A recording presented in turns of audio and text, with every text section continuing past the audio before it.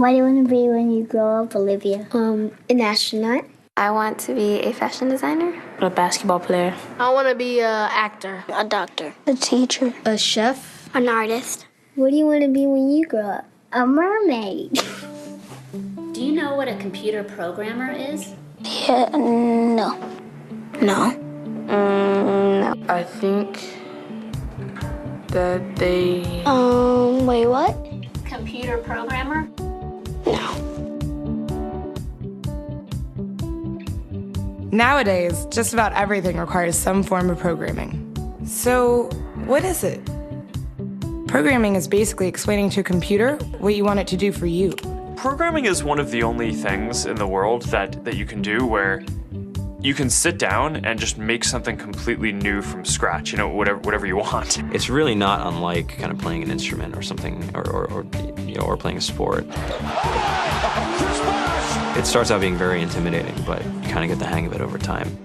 Coding is something that can be learned, and I know it can be intimidating. A lot of things are intimidating, but what isn't? Well, if it's fairly simple, why aren't there more of us doing it? Over the next 10 years, there will be 1.4 million jobs in computer science, and only about 400,000 grads qualified for those jobs.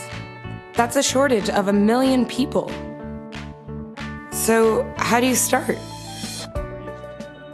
The best early thing was actually using software to decide when the classes in my school would meet, and that put me in a position to decide which girls were in my class. The first program I wrote asked things like, what's your favorite color? Or how old are you? I first learned how to make a green circle and a red square appear on the screen. It took me some time to realize that creating things with your hands or creating code, creating programs, is just a different way to express creativity. I think right now there's a big emergence of the culture of making. People who make their own scarves and hats. People who write their own apps. Now it's just limited by your imagination.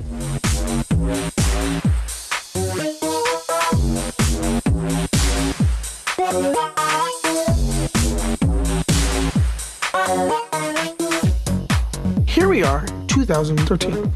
We all depend on technology to communicate, to bank, information, and none of us know how to read and write code. So you guys, what else? Who else has an idea of what we can change with our programming? What else can we do? Tiffany? What I saw my students take away from using Scratch and programming in our classroom is that they were willing to push through problems. It really builds critical thinking, it builds problem solving, and it's something that they can then apply to math in the classroom or their reading skills. We integrated science with this programming, and I saw my scores go up 30%. It's important for these kids. It should be mandatory to be a citizen on this planet, to read and write code.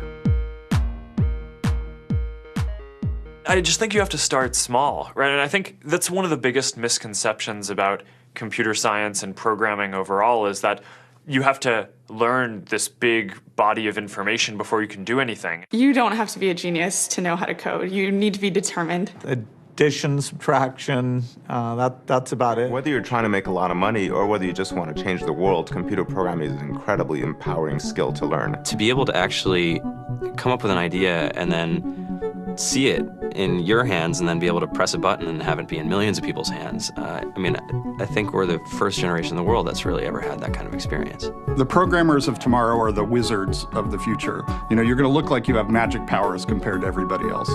I think it's amazing. I think it's the closest thing we have to a superpower. Great coders are today's rock stars. That's it.